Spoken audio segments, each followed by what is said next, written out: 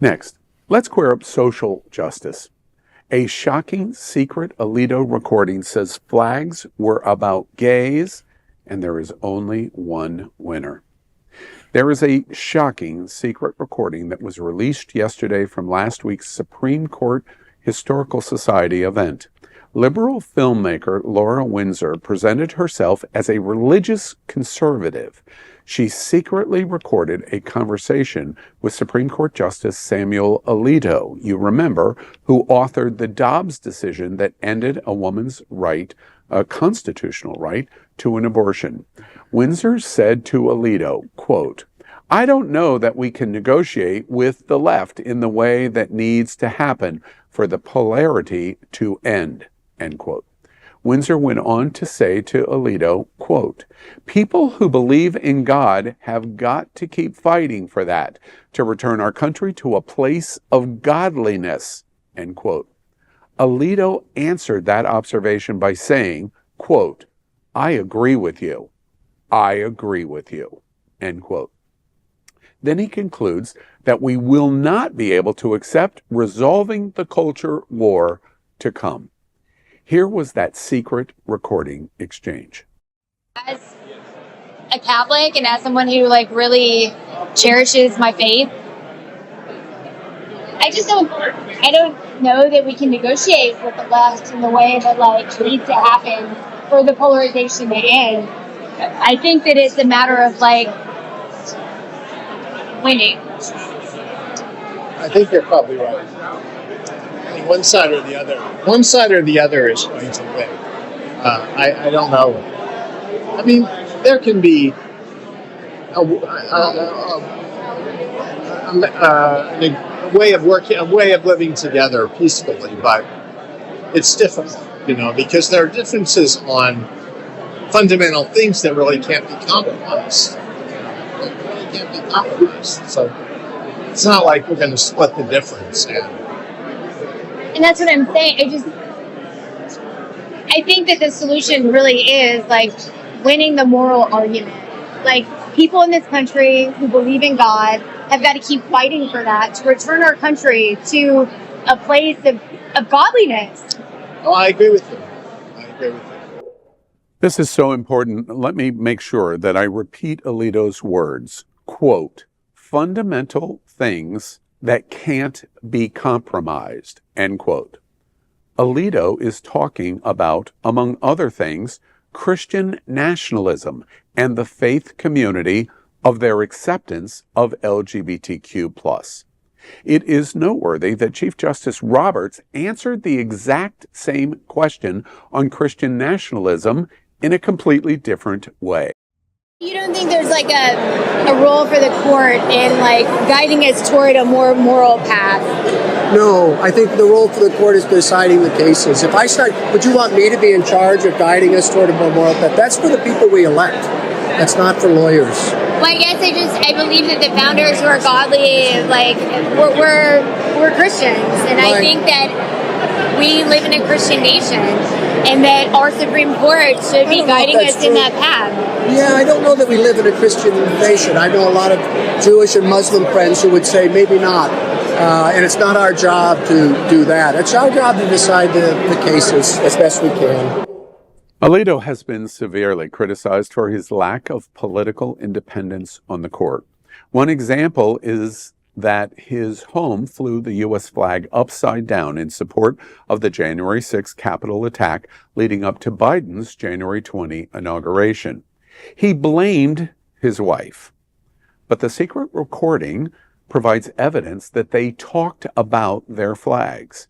He and his wife have extensively talked about a neighbor that flew flags and that they display, quote-unquote, political flags in counter-protest. That neighbor they're talking about is gay. Mm-hmm.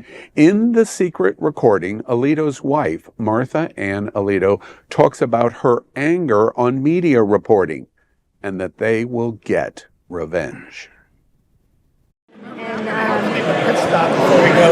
everything that you're going through, I just want to tell you that it's okay. Yeah, it's okay. It's not okay though. It's not okay. It's okay. It's okay because if they come back to me, I'll get them. And What do you mean by gay? There's a 5-year defamation statute of limitations. I don't know what you mean by gay, like The media. Oh, okay. Come on, I'll get you. Come on. Finally, Alito connects the dots over displaying protest flags because of the queer community and pride flags. You know what I want? I want a Sacred Heart of Jesus flag because I have to look across the lagoon at the pride flag for the next month. Exactly. And he's like, oh, please don't put up a flag. I said, I won't do it because I'm deferring to you. But when you are free of this nonsense, I'm putting it up and I'm going to send them a message every day. Maybe every week I'll be changing the flags. There'll be all kinds. I made a flag in my head. This is how I satisfy myself. I made a flag. It's white and it's yellow and orange flames around it. And in the middle is the word vergogna. Vergogna in Italian means shame. Queer activists today are making the point about the need to connect these dots. Her imaginary flag to come shows red and yellow flames with an appeal to heaven to counterbalance the LGBTQ pride flag she must look at all this month, saying shame. Shame. It's Christian nationalism. The Alito's comments force Queer News Tonight to ask, where is the impartial jurist that will decide the moment and the most important issues in America at one of the most critical moments since the Civil War? And we wonder, where are LGBTQ plus people in his godly nation? This news is so beyond disturbing. It is beyond. First, this is comparable to many of the things that we have seen Donald Trump do over the last 5 years that have shocked the entire world to the point where we've almost become numb from them. But he is a political elected official. This is a lifetime appointment judge to the Supreme Court doing the same thing that Donald Trump is doing. It has never, ever occurred before. This is dangerous to all of us. Second observation in terms of this moment in time, to the LGBTQ community that says, we got marriage in 15, we're done, we're okay. It is absolutely not true. And Alito and 2 other judges could reverse Obergefell and be in a situation where they can accomplish all kinds of things like they did on Roe. The only way you stop a justice like Alito, who completely contradicted this position in his appointment hearings, saying that you do not ever express political intent, you only interpret the constitutional law. He's completely flipped at this moment. Now, the reporter journalist at Rolling Stone who did this, you can say, okay, this is a gotcha moment, which is what the Republicans are saying today. But they got him because this is who he is. This is who Mrs. Alito is.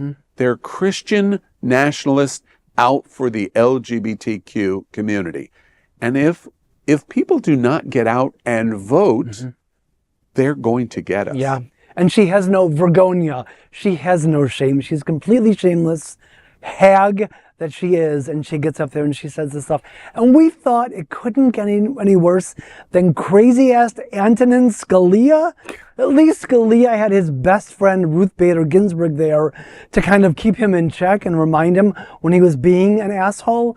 Do you honestly think that Alito gives a damn about what Sonia Sotomayor or Ketanji Brown Jackson think about his insane antics? He doesn't. I think that this, the audio recording is important because often context is lost with just in the words of an article or something like that.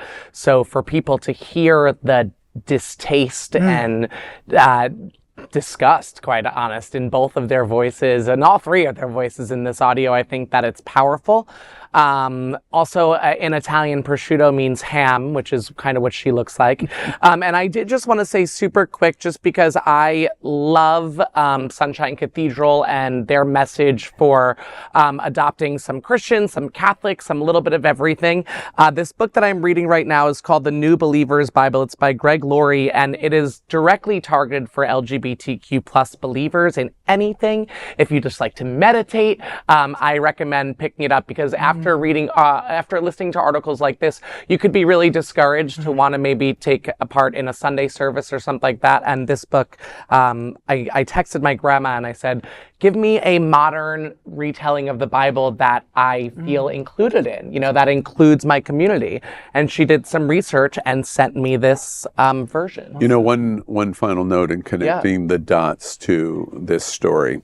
Mrs. Alito, which is what I'm going to call her, she connects the dots of where the Justice Alito is, in that they discuss specifically on flying flags and which flags that they're going to fly. Right. Now, he initially, on flying the upside down American flag in support of January 6th during the lead up to Biden's inauguration, says, no, it wasn't me. I had nothing to do with it. It was my wife. That lie has now been pierced by this conversation, because she points out, we conversed about it. And ultimately, I capitulated to my husband of, please don't do that. But she goes on to say, and you should listen to the full secret recording, she goes on to say, but when this is done implying that Donald Trump gets reelected, and eventually Alito is going to leave the bench because Donald Trump can appoint other justices to place his voice and seat and keep that place. That's right. We are going to come back to this. So I'll wait, Justice Alito, until I'll play your little game. And then the revenge will come. Retribution. That's because we are going to have flags in yellow and red flames for the queers to go to hell, and shame on them. Let's connect the dots of exactly what's being said here. They've revealed who they really are. And in many respects, it's almost shocking that I could say, wait, we've found personality in the Supreme Court that may be even worse than the former president of the United States. It's shocking. When they show you who they are, believe them. Believe them.